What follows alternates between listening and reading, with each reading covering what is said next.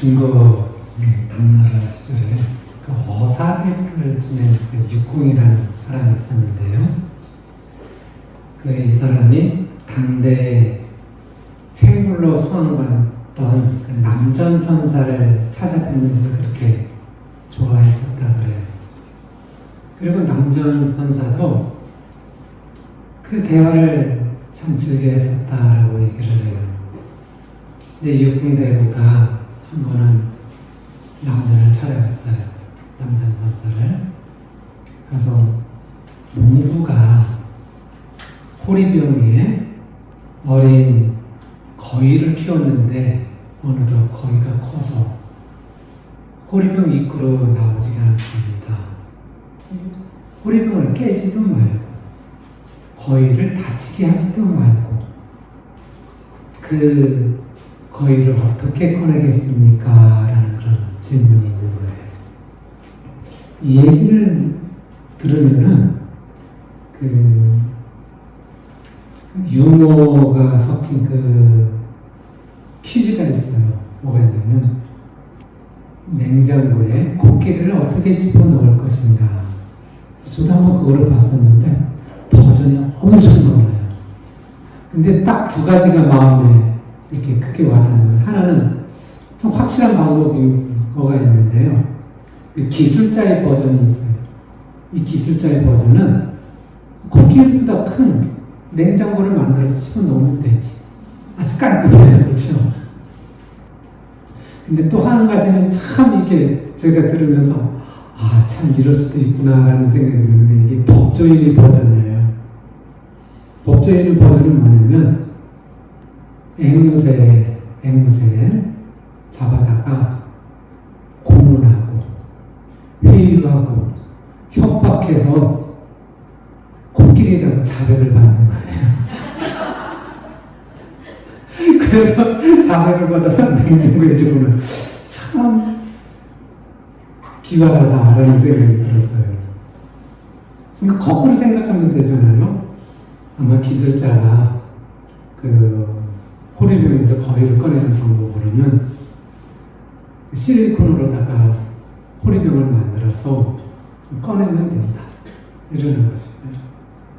또 법조인에게 물어보면은 호리병 속에 앵무새를 넣고 고문하고 협박하고 회유해서 거위라고 자백을 받아서 꺼낸다.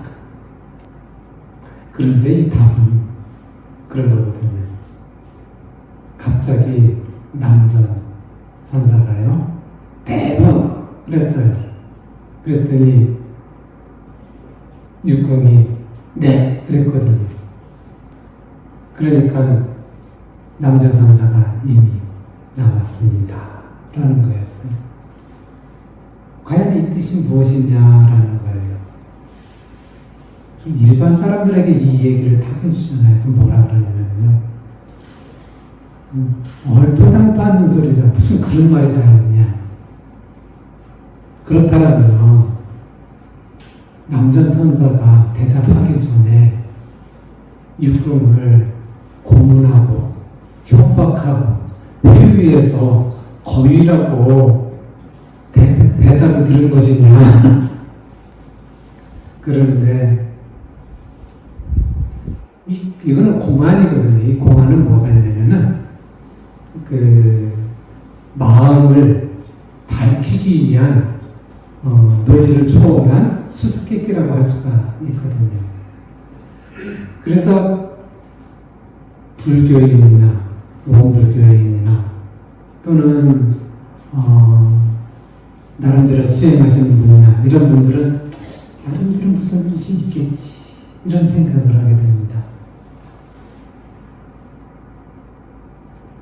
또한 한 20년, 30년 공부한 사람들은요, 이거를 금방 또 그냥 눈치를 채요.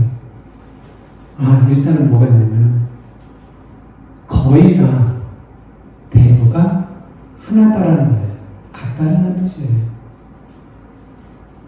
같다는 그 이유는 뭐였냐면은 모든 만물을 쪼개고 보고 쪼개고 텅 비었더라.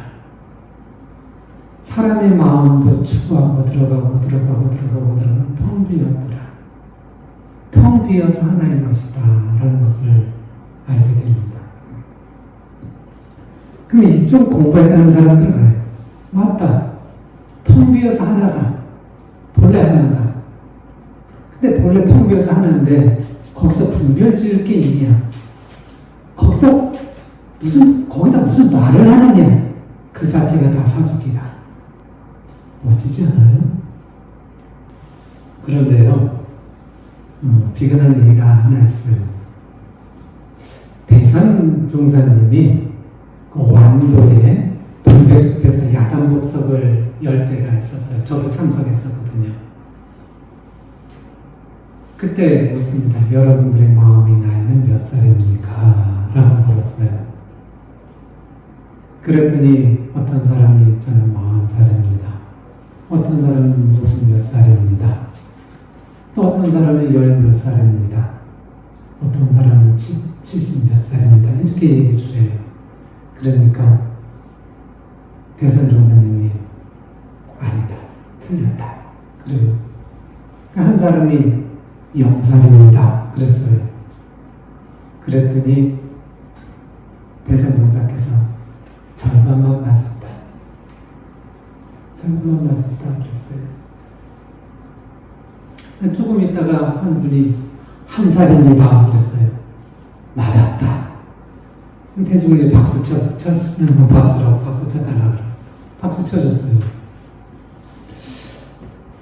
아까 같이 텅 비어서 우리가 성품 자리에서 하나다라고 하면 이것은 온전하게 맞은 게 아니라 절반만 맞은 거예요. 그 답은 뭐냐면 하나거든요. 하나가 되려면 어떻게 되냐면 텅 비어서 하나가 되기도 하지만요. 이 우주 만물은 원래 무시무종합니다. 시작도 없고 끝도 없어요. 우주는요. 그래서 어떻게 되냐면 별이 하나가 사라지면 별이 하나가 더 생기고 은하계가 하나가 사라지면 또 은하계가 생기고 이러면서 우주가 유지가 되는 거거든요. 또 한 가지는 사생이 일신이라는 말이 있습니다. 사생이라는 것은 태어난 스파예요. 태로 태어난 동물, 그 다음에 알로 태어난 동물, 또는 지렁이가 습에서 태어나는 동물, 또는 변태, 그러니까 번데기와, 그러니까 애벌레와 번데기와 그리고 나방, 이렇게 해서 변태를 통해서 태어나는 동물, 이것이 한 몸이라는 거예요. 즉 어떻게 보냐면은 사람을 소우주라고 생각하면 되거든요. 왼팔과 오른팔이 사실은 다른 것이 아니라 같은 한 몸이거든요. 이렇듯이 그 존재 자체로, 이 존재 자체로 하나가 되는 거예요. 그래서 뭐가 있냐면은 텅 비어서 하나이기도 하지만은요, 그 존재 자체가 또 하나가 되는 거예요. 그래서 근원에서 하나, 존재에서 하나, 그래서 한 살인 것입니다. 그래야 한 살이라고 할 때가 그래서 맞았다, 이렇게 할 수 있는 것입니다. 여러분들께서는 그러면 거의와 대부와 나와 진짜 하나라 생각하세요?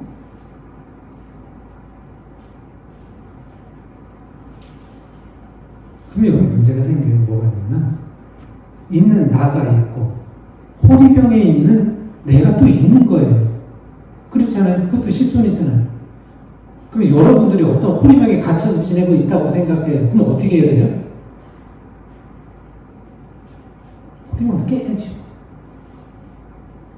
그건 이런저런 수수께끼가 아니라 그냥 깨는 거예요. 깨야죠.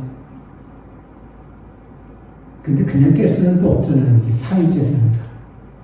왜냐면 이게 뭐가 있냐면요, 한 몸이지만 각자의 역할이 있는 거예요. 그냥 농부의 역할, 농부도 하나잖아요. 근데 그 사람이 사유재산에 속해 그렇게 된다면 어떻게 될까요? 돈을 지불해가지고 그럼 사서 깨서 놔줘야 될 게 아니겠어요? 근데요, 그래서 돈을 지불해서 샀어요. 사서 딱 보니까요, 이 호리병이 크리스탈인데 이걸 아는 사람은 1억 원의 가치를 내요. 그럼 여러분들께서는 어떻게 하겠어요? 호리병을 깨겠어요? 거위를 희생시키겠어요? 일반 사람들은 어떻게 하죠? 다른 사람들은 어떻게 할까요? 아마 희생시키는 쪽으로 더 택하는 경우가 제가 볼 때는 다반사가 아닐까라는 생각이에요. 여기 계시는 분들은 어떻겠어요? 1억 원을 포기하겠어요? 거위를 희생하겠어요? 용역을 맡기겠습니다.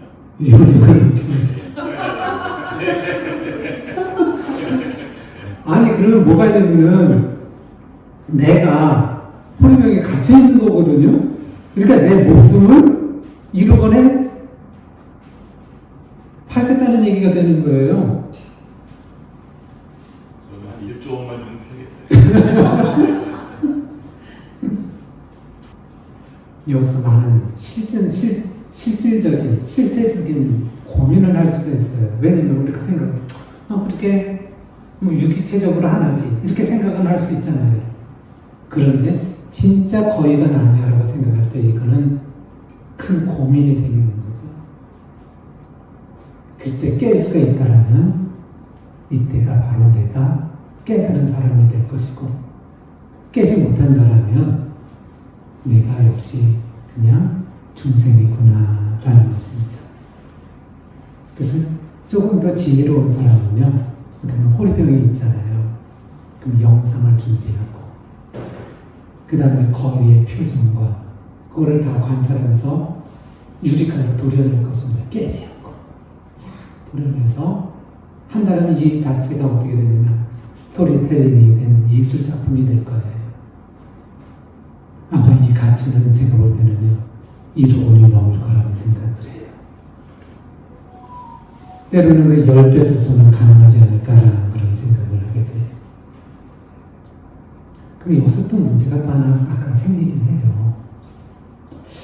그렇게 거의와 나를 동일시하려면 모든 생물들과 저를 동일시해야 돼요. 그렇죠?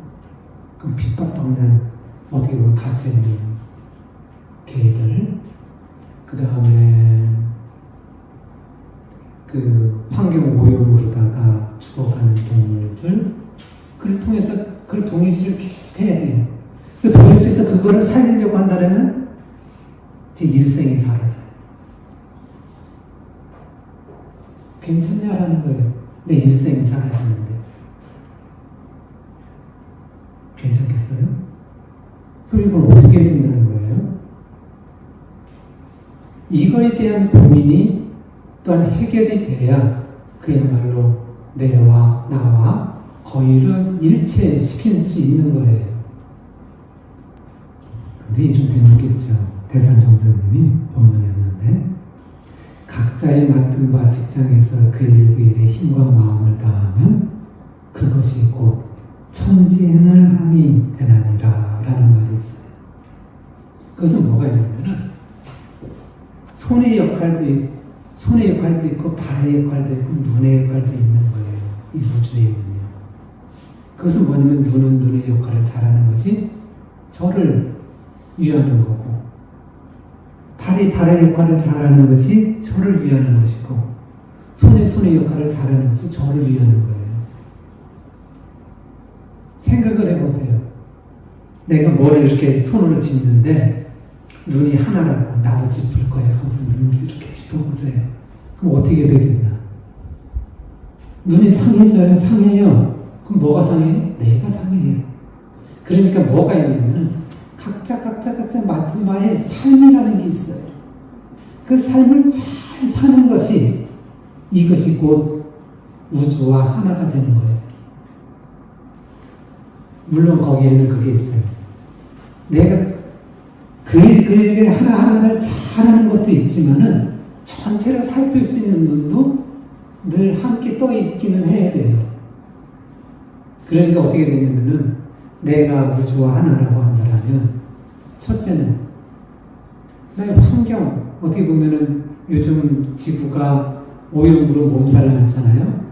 그러니까 내가 쓰레기 배출부터 적게 하고 분리수거를 하고 그래서 최소화시킬 줄 아는 거예요.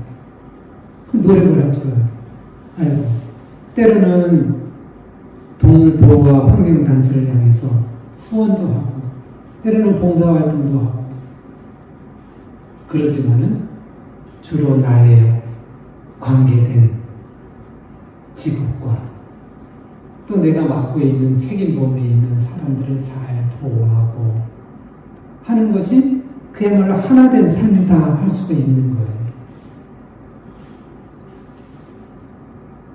이렇듯이 이 공안의 화두는 그거예요. 거의와 대보와 내가 진짜 하나인가? 그거를 아는가? 라는 겁니다. 여러분은 하나인 걸 아세요? 예? 대답이 없어요. 하나인 걸 아세요? 아직도. 그리고 또 한 가지, 이 호리병은 관념을 통한 상징을 해요. 관념을 상징. 호리병을 이렇게 배를 이렇게 떼서 이렇게 거위가 나오잖아요. 그건 좋아할까요? 뭐 좋아할 수도 있긴 있어요. 그러는데 호리병에 거위를 놔두고요. 주변에 개가 왔다 갔다 하고 오소리가 왔다 갔다 하고 그러면 이렇게 따놓게 되면 그 거위는 어떻게 할까요? 거위는요 두려움에 떨어가지고요 잘 나오려고 하지 않아요. 많은 나라에서도 국민들을 억압할 때 그 방법을 쓰긴 하거든요. 공포심을 조장해가지고 자유를 억압하고. 또 한 가지는 뭐냐면은 거위에게 스스로 먹이 활동을 지키질 않았어요. 그러니까 놔두면 자기가 굶어 죽을 것 같은 그 두려움이 또 있어요. 그러니까 그 유리병 속을 나가려고 하지 않아요. 또 한 가지는요, 계속 양심을 심어줘요. 어떤 양심을 심어주냐면은 내가 너에게 먹이를 줬다. 그러니까 거위가 거기 빠져나가면 내가 배신하는 것 같아서 또 못 가요. 이게 우리의 많은 삶 속에 있는 현상 중에 또 하나예요.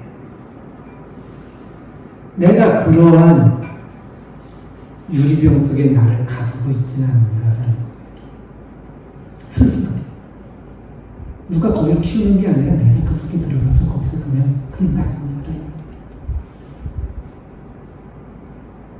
또 한 가지는 세상 속의 관념이에요. 이것이 어떤 부분이냐면은 세상이 굴러가는 걸 딱 보잖아요. 그렇게 보면은 유리천장이 있는데 이 유리천장을 누가 이게 가능하냐면은 권력이 진짜 법으로 가지 않아요. 정의로 가지 않아요. 권력을 쥔 자를 통해서 이게 또는 돈이 많은 자 또는 다수를 통해서 많은 사람의 억압을 당해요. 그런 얘기가 있더라고요. 우리나라 하늘 합방을 이렇게 하늘 합방에서 벗어났어요. 그 백정 또는 천민들을 무슨 일은 세상에 처음 있느냐 이걸 해방운동을 하게 돼요. 그 해방운동을 방해를 했던 사람이 어떤 계층일까요? 저는 언뜻 양반가에서 그걸 어떻게 할 줄 알았어요. 그랬더니 실은 누가 그걸 가장 극렬하게 막았냐면요, 농민들이 그들을 죽이고 핍박하고. 차라리 그 운동을 했었던 양반을 가지고 네가 무슨 양반이냐 그러고. 이게 무엇을 얘기를 하냐면 그 농민들은 어떻게 되면 위로부터 핍박을 받은 거예요. 그럼 자기는 나름대로 그 사람을 보면서 유한을 삼고 살았는데 그것마저 없으니까 너무 비참한 거예요. 어떻게 보면 동일시된다라고 생각을 하는 것이죠. 그러니까 자유를 막는 것은요, 저 꼭대기보다도요, 그 중간층에서 막는 확률이 아주 높아요. 그러니까 유리천장은요, 사실은 어떻게 되냐면 하나가 아닌 거예요. 몇 겹이라는 뜻이죠. 그로부터 내가 과연 그 관념으로부터 내가 벗어날 수 있느냐. 때로는요, 이것이 가정일 수도 있고요, 사회일 수도 있고요, 국가일 수도 있어요. 또 한 가지는 뭐냐면 법이에요, 법. 우리가 그냥 공부하는 것보다, 내가 혼자 그냥 어떻게 그냥 막 공부하는 것보다 스승과 또는 어느 정해진 프로그램 속에서 공부하는 게 훨씬 빠릅니다. 빨라요. 제가 어렸을 때 그런 책만 한 적이 있었거든요. 저는 강원도 사람입니다. 늘 겨울에는 스케이트를 타요. 근데 친구가 스케이트를 타면 시내도 비슷해요. 근데 그 친구는 빙상부에 들어갔어요. 그래서 1년 후에 보니까 그 친구는 대회에서 우승할 정도로 잘하고요. 저는 빙상부에서 가장 못하는 사람보다도 못하더라고요. 이게 천양지차예요. 그렇듯이 어떠한 교육 시스템 속에서 공부하는 것이 사실 훨씬 빠르기는 합니다. 근데 이 교육 시스템이 어느 정도 발전이 되면 그 다음은 이것이 또 막아요. 이게 또 유리천장이 되어버려요. 그것도 제가 또 경험한 적이 있는데요. 이 촌이라 이 미술학원이 없어요. 그런데 한 선배가 자기는 미대를 가겠다는 거예요. 그래서 미술 선생님을 찾아갔는데 미술 선생님이 그때는 제가 생명이 정도예요. 정도한테 가서 배워라. 그래서 제가 가르쳐 줬거든요. 근데 테스트를 이렇게 해보려고 하니까 그 선배는 미술을 그려본 적이 없어요. 혼자 잘 그리는 사람이에요. 근데 특히 데센 같은 경우는요, 이 곡선을 쓰면 안 되거든요. 직선만 써야 되거든요. 근데 그 친구는 그걸 모르니까 곡선을 써서 그려요. 근데 그 그림이 살아있더라고요. 그래서 좀 놀랐어요. 그때 처음으로. 이렇게 다르네. 이 살아있는 그림을 그리네. 그래서 어떻게 되냐면 저는 계속 법칙 속에서 무엇을 만들려고 하다가 보니까 이게 어떤 카테고리 속에 갇혀 있는 거예요. 근데 그 선배는 그냥 자유롭게 쓰는 거예요. 결국 그 선배는 미대를 갔거든요. 이렇듯이 어떻게 되냐면요, 우리가 보게 되면 교본이라는 게 있고요, 기본이라는 걸 배워요. 체육이 되든 어떻게 법이 되든 그렇게 배워요. 근데 어느덧 가다가는 그 법칙에 내가 사로잡혀가지고 그 이상을 뚫고 나오지를 못해요.